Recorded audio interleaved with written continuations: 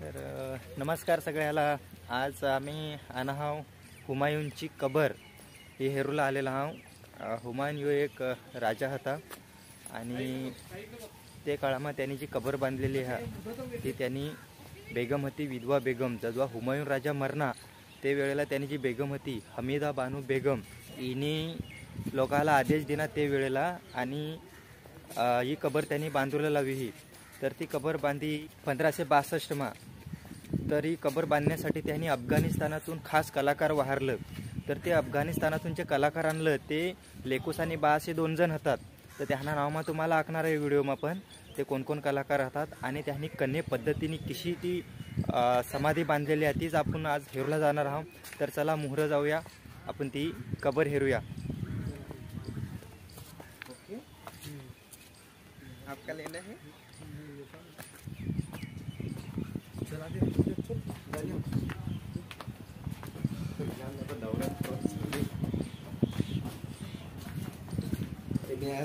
अच्छा दिख रहा है.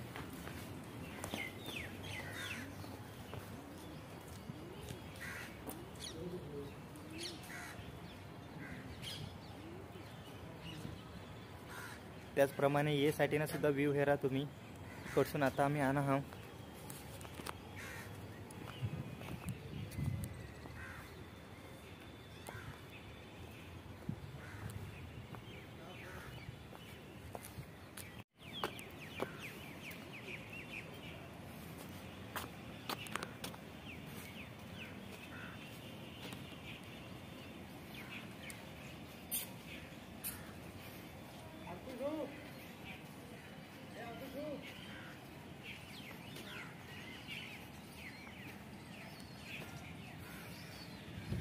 हेराच तुम्ही यारा ते काळातील बांधकाम म्हणजे आतापेक्षा ते काळामा जे इंजिनियर होतात तर त्यांनी जी टेक्निक होती ती हेराई तुम्ही. आणि ते वेळेमा जे कलाकार होतात, जे शिल्पकार होतात, जे कोरीव काम करतात त्यांनी कला हेरा म्हणजे कोडा चांगला ते कलाकार हवात. शिल्प म्हणजे दगड, जो दगडाला आकार दे त्याला शिल्पकार आखतात. चला या आपण मजार जाऊया. या सगळा ही आमनी पूर्ण टीम आहा, ही पूर्ण आमनी टीम आहा.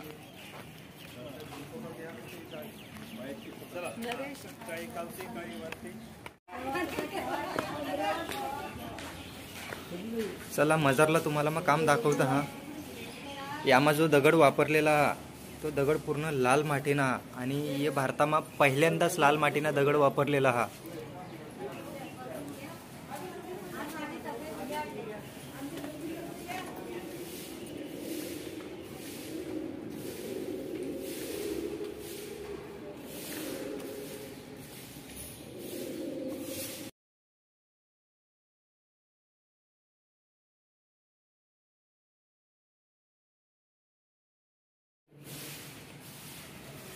तुम्हाला वरना नजारा दाखवतो. हा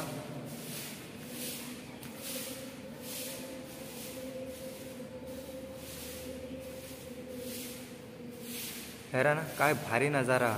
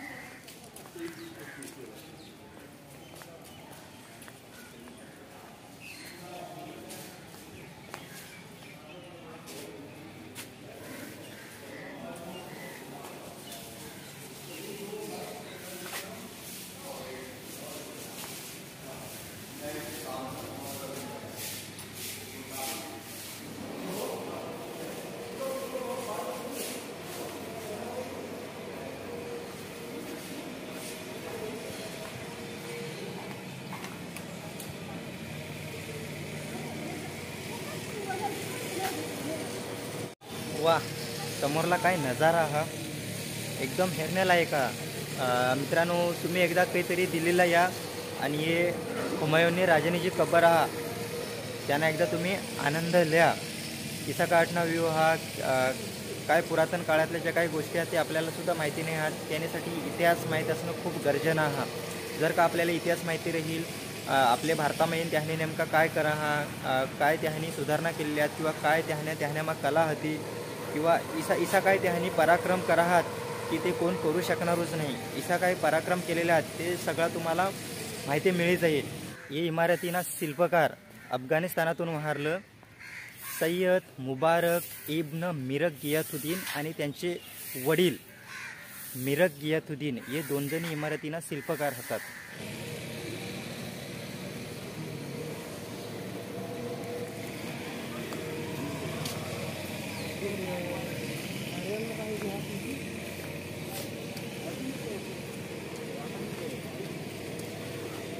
द फाउंटन कारंजा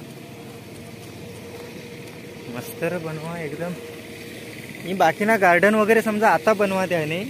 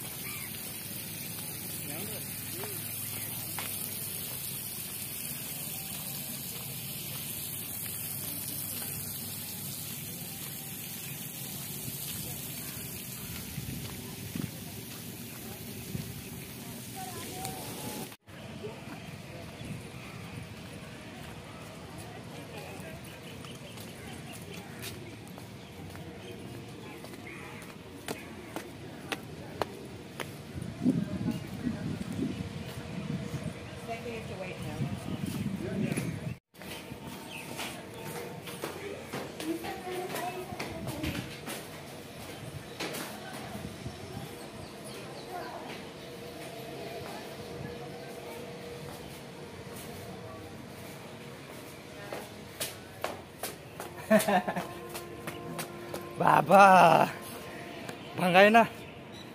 हा हा हा हा हा काय व्ह्यू आहे रे.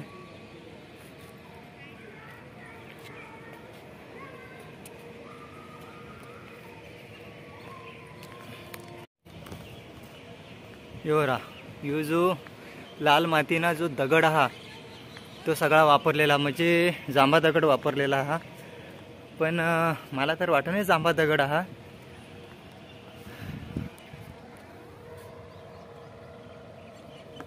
निघ पण नाही बा.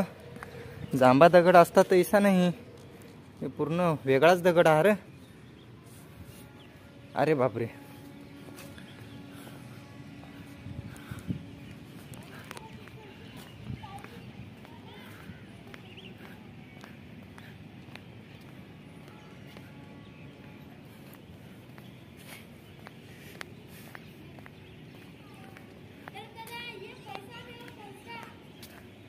पैसा हात काढा मग वाकी वाकी बेस काढा हा.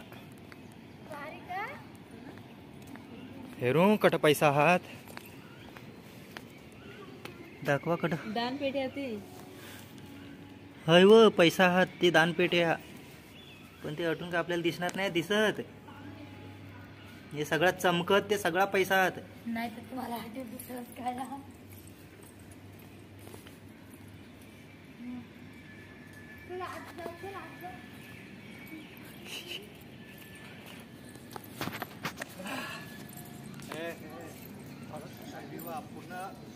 पूर्ण लाल दगड वापरलेला आहे त्याला. म्हणजे आपल्याकडे जो जांभा दगड आहे असा तर मला नाही अनुभव, कारण मग आता त्याला हेरणं थोडासा टच करेन पण तो जांभा दगड नाही वाटत.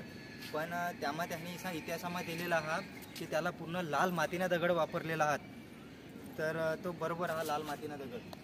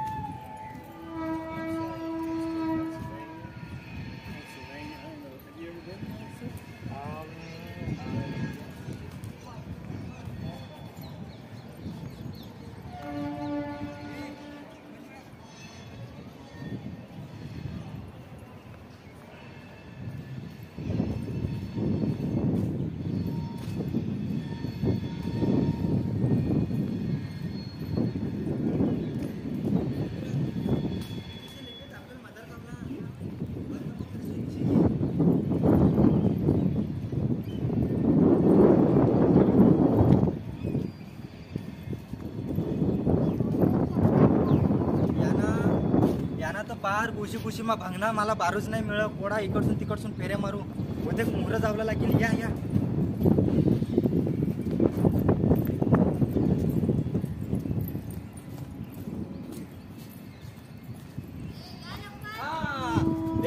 इकडे तेरा तड वार तट बारा वाटतं चला चला